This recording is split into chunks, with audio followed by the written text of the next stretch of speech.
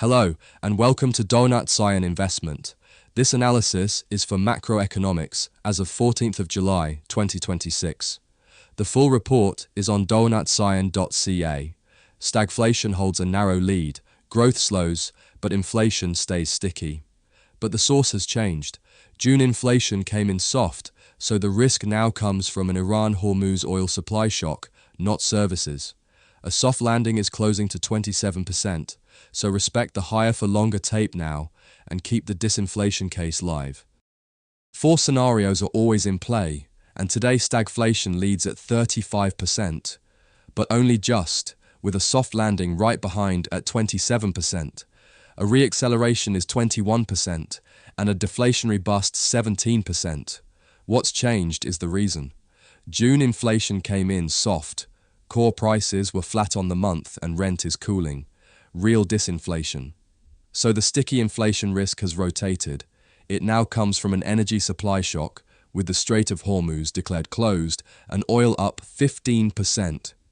We did not flip to a soft landing on one soft print because the tape still backs higher for longer. The 2-year yield sits above the funds rate. Capital is following the shock. The clearest inflow is into energy, the direct beneficiary of the oil spike, alongside industrials and defensive sectors like healthcare and staples.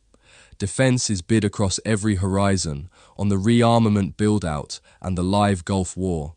Money is leaving real estate and consumer discretionary, squeezed by a 10-year yield back above 4.5%.